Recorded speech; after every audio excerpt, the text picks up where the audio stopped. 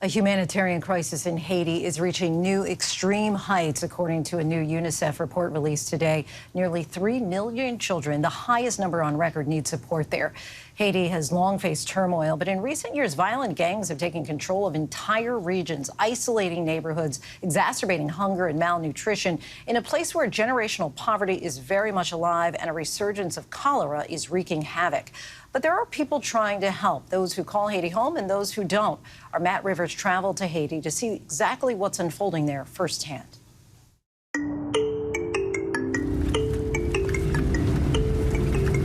Deep in the heart of Haiti's breadbasket, an area called Artibonite, this small farm grows one of Haiti's most beloved fruits. C'est un mango ça, le mango français. C'est un mango, yo moun yote kon vend en pile. Mais je ne dis pas, il pas même au grain il pas vendre. En question mango ça tout c'est gaspillé. Thousands of mangoes rot on the ground, flies feasting on what should be sold in a market.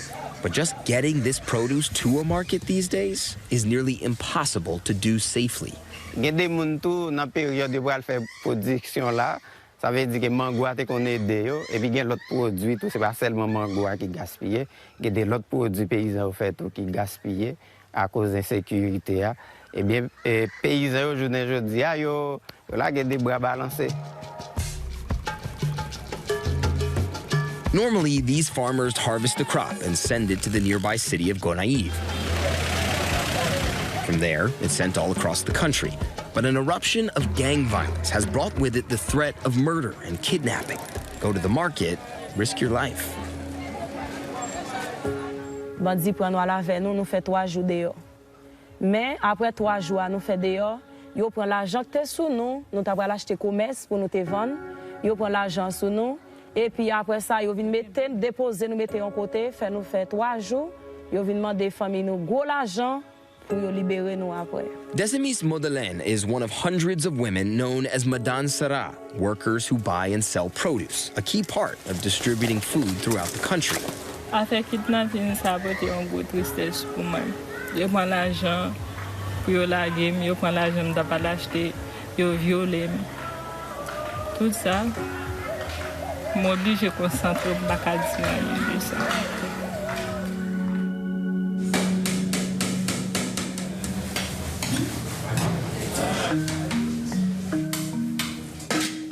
With markets inaccessible, the UN's World Food Program, or WFP, is trying to help, setting up a small market where they buy produce directly from farmers. You guys are buying from local farmers, that's the idea. Straight from local farmers. Thousands of local farmers are able to earn some income, make some money, even during this crisis, thanks to this program. Normally, when there's not so much gang violence, they can just sell at another market here. Right. But because of the violence, they can't sell their food there? That's exactly right. The violence has harmed markets. It's a disrupted trade, and farmers can no longer do what they do, which is bring their goods to market and sell them because they're threatened of being kidnapped, they're threatened by violence.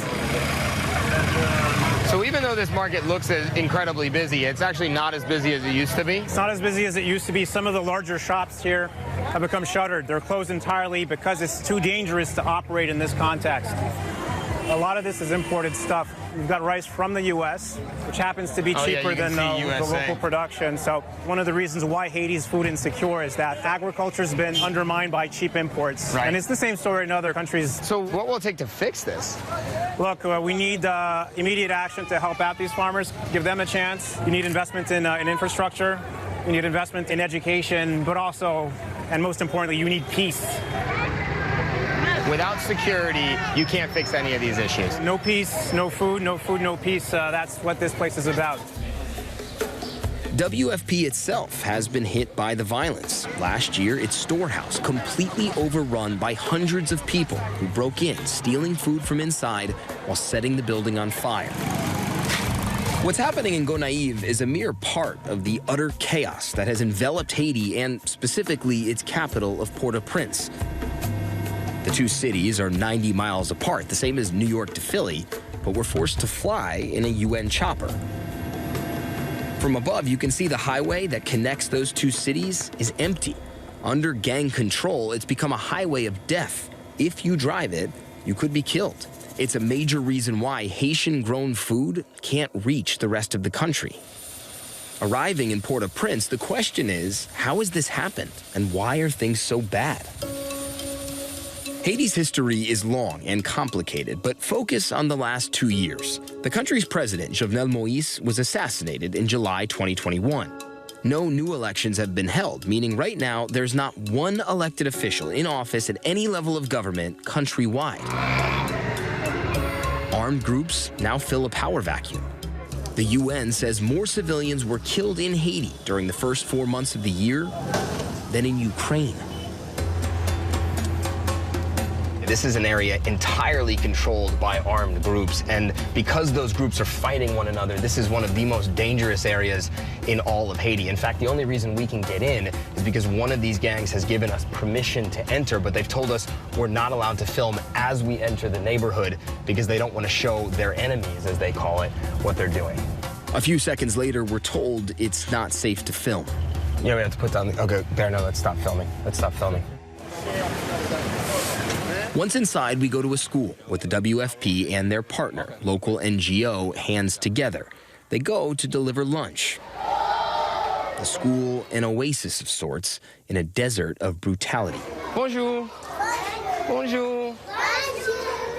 A brief moment of peace that can be interrupted at any time. In here. Yup. So this is damage from a stray bullet. Yes. Here, that came in from the street. That's the violence. That's the violence. And there's kids everywhere. Sometimes you find some bullets on the yard, in the classroom. Right. Yeah, it's kind of freaky. Yeah. It's terrifying. It is. WFP and its partners are feeding roughly 600 kids here, likely their only solid meal of the day. Tiny hands grip big spoons and clean plates of Haitian rice and beans. 12-year-old Michael Francois says the violence has been horrific.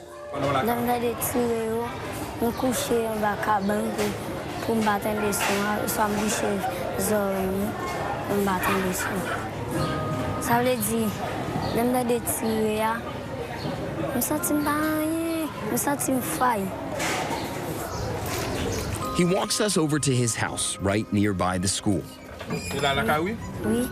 Inside, he and his mom show us the bed that he hides under when the shooting starts. His neighborhood is bleak and not getting better. When the violence gets bad enough, sometimes this neighborhood can be completely cut off from the outside world for weeks at a time. That means no drinking water coming in, no food, no trash pickup. Hundreds of people have died here in this neighborhood as a result over the last few months. What's happening here is the definition of a humanitarian crisis. Filling the void are so-called mud pies, eaten in Haiti for a long time, but never as a primary source of food, until now. What's happening here? It's a place where they made the mud pie. It's called mud pie. We call it mud pie. So how are they made? They use the mud, they add up salt and butter, they mix it together. They use like something to make it smooth. No one wants to eat this. Yeah, but if you're starving, you get to. At this hospital, a few miles outside of Cité Soleil, mothers bring in their malnourished children. Paulette just brought in her son, Marvin's, for treatment. So a nurse just weighed Marvin's here using this scale. He was about 9 kilos, that's roughly 20 pounds. Marvin's is 4 years old. My son is just shy of 10 months old. They weigh the exact same. Paulette fears she can't care for her son. Today, she's considering giving little Marvin's up for adoption. As a doctor, as a pediatrician, how difficult is it to see this happening in your hospital on a personal level? It affects me because the numbers are rising. The children are really in bad condition. Dr. Florence Sine is the director of pediatrics here. She's never seen things this bad, not even after the earthquake in 2010. Today alone, she's treating a half-dozen severe malnutrition cases, often paying out of her own pocket to do so.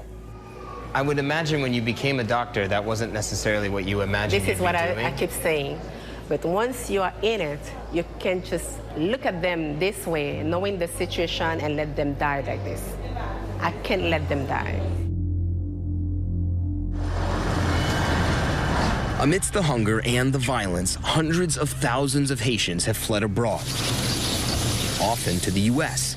Many have tried to take advantage of a Biden administration parole program to get in, but if that doesn't work, some get desperate. We're on our way to a boat that's going to take us to an island called Turtle Island just off the coast here. That's where all the migrants that are trying to get to the U.S. are taking off from. Arriving here to the island is the first step in an incredibly dangerous journey for migrants heading for Florida. Bonjour. Bonjour. Ça va? And this man will help them do it for a price. Activité me fait sous île. Moi c'est mener moun pour les paix au Cap, Miami, États-Unis. The boat can take up to 100 people, many of whom sail down below.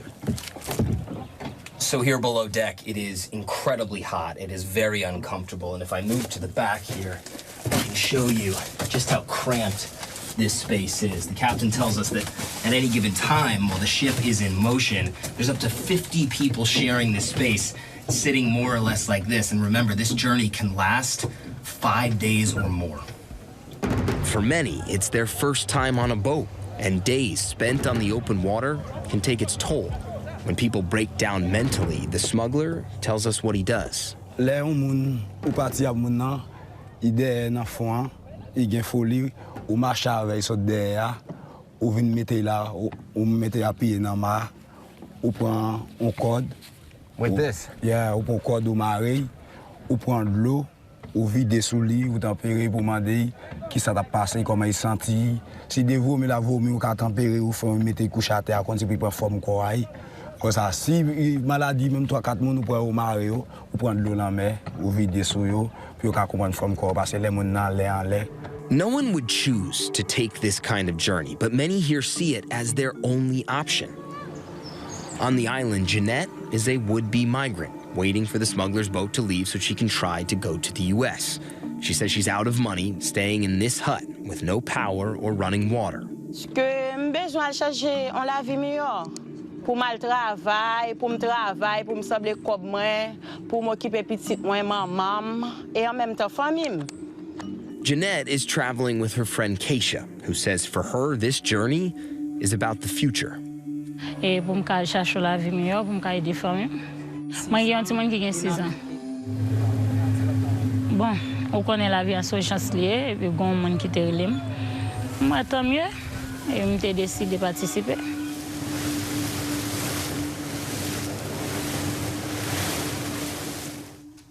What a grim portrait. Our thanks to Matt Rivers for bringing us that. Hi, everyone. George Stephanopoulos here. Thanks for checking out the ABC News YouTube channel. If you'd like to get more videos, show highlights, and watch live event coverage, click on the right over here to subscribe to our channel. And don't forget to download the ABC News app for breaking news alerts. Thanks for watching.